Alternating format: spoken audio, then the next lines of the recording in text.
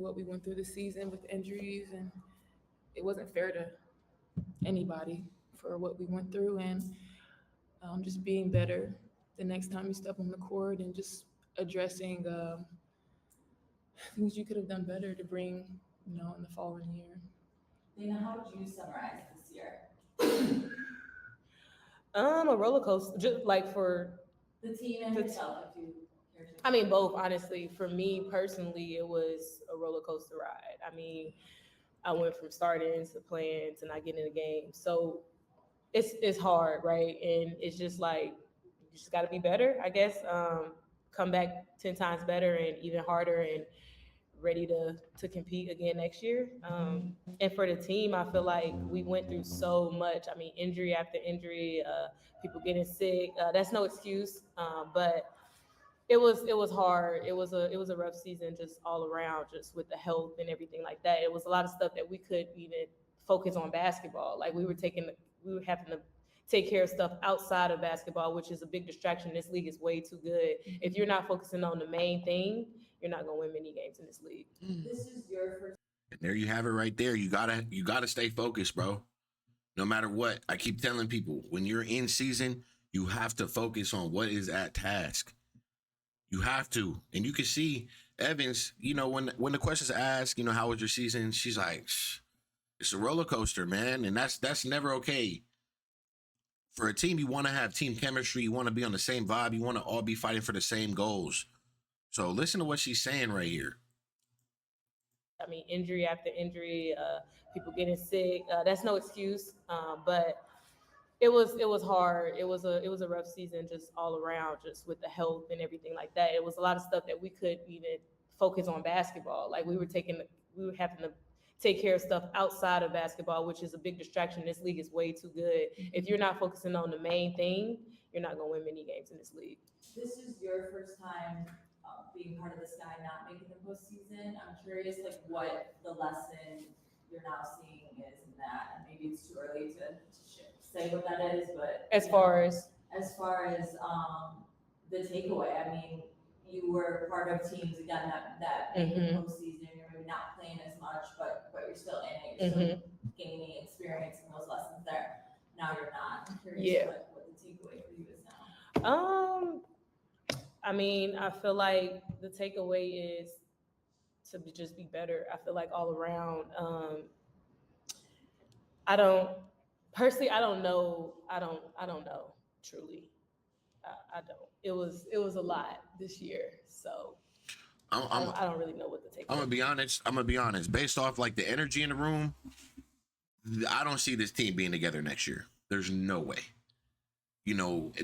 Evans is trying to hold back her words. Izzy's over there smiling, like kind of smirking at it, like they want to say something. So like really what went on is what I want to know, like what really went on, because she's saying there's a lot of outside things that we're not focused on, and we're not going to win ball games like that. Obviously Evans was starting, now she's not, now she was, like it's just little things. Izzy doesn't look happy at all. She looks like she's ready to say something. It was a lot this year, so I don't really know what the takeaway was, truly, being honest.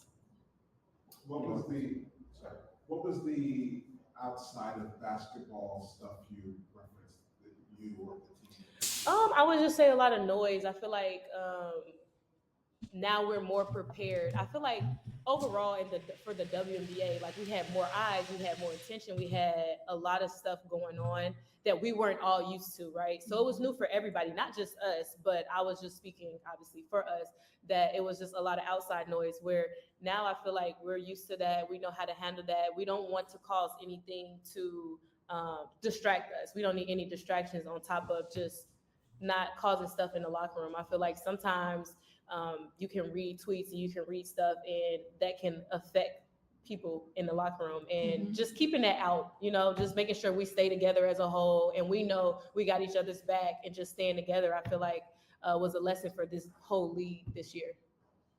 Agreed. Both of you can speak to this.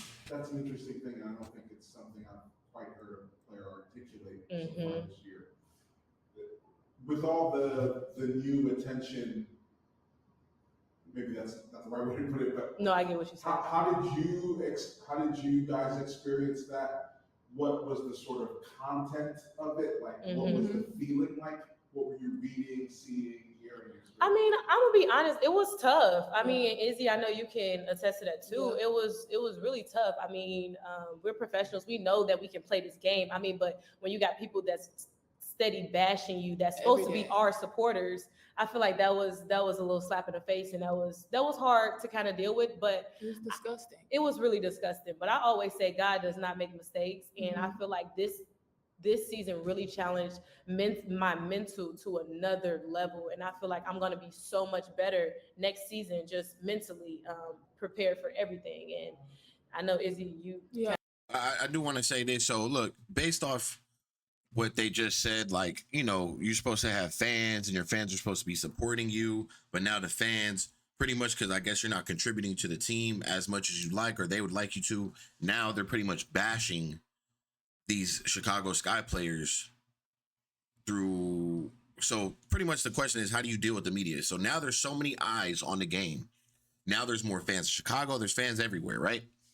So now, if you guys know how professional sports works, there's always going to be trolls. There's always going to be fans that are ready to talk shit to the bench or talk shit to certain players. So, and you're in Chicago. Chicago is a very, very strong sports city, town, state. So I could only imagine, like, if these girls weren't producing or whatever, they could probably be in Izzy's comments or whatever, Evan's comments or whatever the case is, you know, just constantly. And that's part of the game. That's just part of being a professional athlete. They probably don't get it as much as like other professionals do, or other high level professionals, you know, what bigger fan bases do. But this is just a little taste. So that's just going to be, that's part of it, coming with, you know, more fans and territory and stuff like that. Fans are going to always be like that. You can't sit there and get sucked into it and feed into it and let it hurt you emotionally. You got to be strong and you got to block it all out.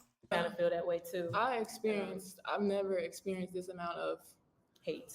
and harassment this entire season. I get emotional about it because I know Dana went through the same, but it's hard because it should have never been like that. And to go and just want to play basketball every day, and you have people constantly, and if it's online, it's online, but like you now get tagged in it, and I'm constantly having to block people and just people making narratives up about you. It's hurtful. It is. And it's hard to just focus on basketball. And I appreciate the new eyes, but if it comes with hate and bigotry and racism and even people that look like me bashing you, you can keep it offline because it's so hurtful and you don't know how that affects people. So I think that's just something that a lot of new fans need to be mindful of, and we don't want that to carry into the locker room. And exactly.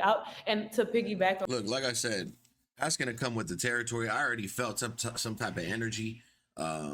You know, nobody wants to go through that, but I'm telling you now, this is just the start of it, and you got to be mentally focused. It's going to be your fans, other teams' fans. It could be everybody, but your fans, especially, they're going to hold you guys to a high level, especially the type of, you know, you guys are supposed to be that team. So they're going to hold you guys to that level, and they're going to talk, and they're going to comment, and they're going to tag you, and they're going to post on their stories all day. You can't be on social media all day worrying about that. on that is, I'm gonna say, I'm not saying it's okay. Don't get me wrong. I'm just saying that's just part of it. You're a professional athlete. That's what comes with it. for the people that support the Sky. If you're going to support the Sky, support the Sky. You know what I'm saying? I feel like that was a big issue. And like, I mean, it messes with your mental. I don't care how good you are or what's going on. You're going to see stuff. You're going to read stuff. But this, it made you a lot better. It made us a lot stronger up here. And we'll be better next year. You learn from it, you grow from it, you just stay away from it, because it's like, I'm not going to attach that to my name, but there was just so many times that was just a factor and it shouldn't have been, and it's just disappointing that was the case. I don't see them in Chicago next year. What do you put that down to? Where is it coming from? Where is it originating and why? The internet is the internet, and honestly, like she was saying, a lot of our fans were doing that, and it's hard because I don't think, like, I get it, express yourself, but now this interview is turning into they're blaming their fans now for pretty much bashing them. So that's a tough one, man. As I said, it's not cool, but at the same time, you're a professional athlete, and I feel like you're seeing it to the smallest degree. And I feel like if you stay in Chicago next year with and you're in Chicago, I keep saying it. Plus, you got, you know what I mean, a lot of eyes on you over there right now. So you definitely are gonna get some talking, and yeah, it is. They're saying it perfect. I mean, I don't know what to say at this.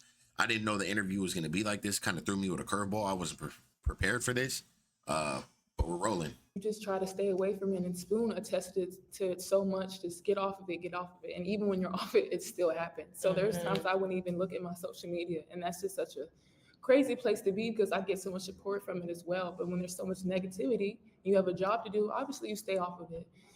And it's just like people just run and go with narratives, and it's just so detrimental to a team's success. You just have to block it out. And like we said, continue to do a job, but it's hard when it's like every single day.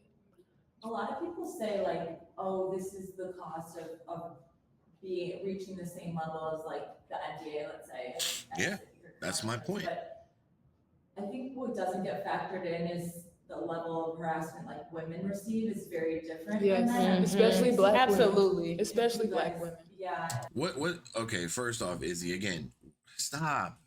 What is the difference? Especially black women. Well, what is the difference? Come on, guys. We can't make everything about this race situation, man.